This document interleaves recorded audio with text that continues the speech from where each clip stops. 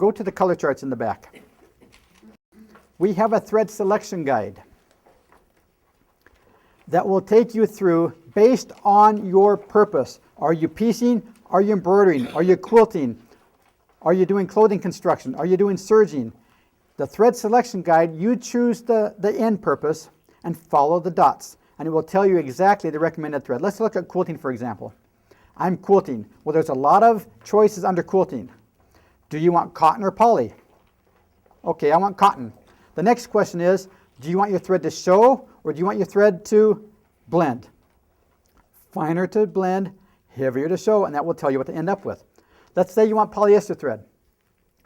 Do you want to show? Do you want it to blend? Do you want high sheen? Do you want medium sheen? And it'll just follow through, and this will tell you, based on your end goal, what thread to use.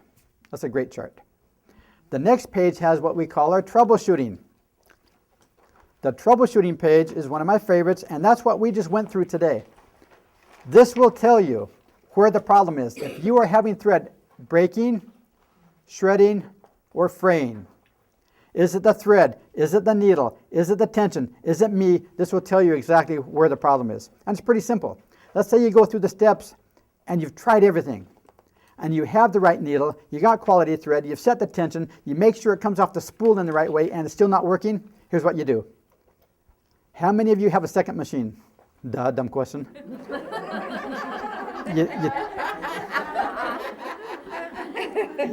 take your spool of thread that gave you problems and you put it on machine B. Make sure again the right needle, the right tension setting. Now let's say machine A, problems. Machine B, it works. What do you determine? Where's the problem? Machine. It's the machine because it's working on machine B.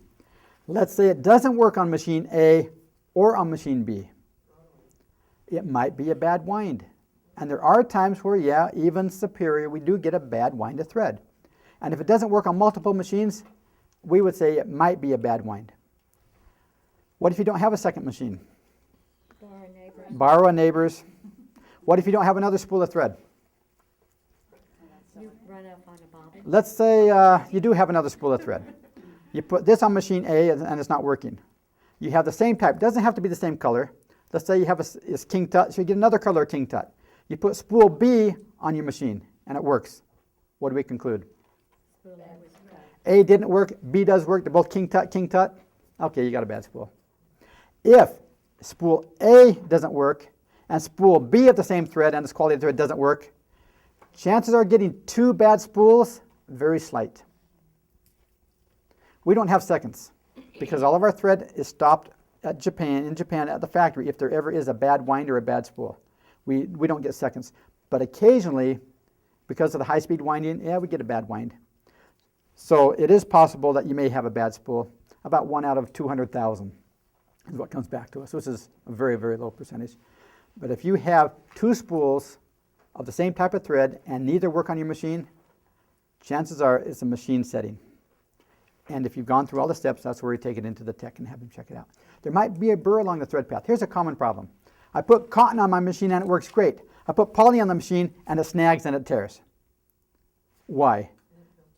Lint built up, or somewhere along the thread path there might be a little rough spot. If you have cotton thread going along the thread path and it hits a rough spot or a burr, guess what happens?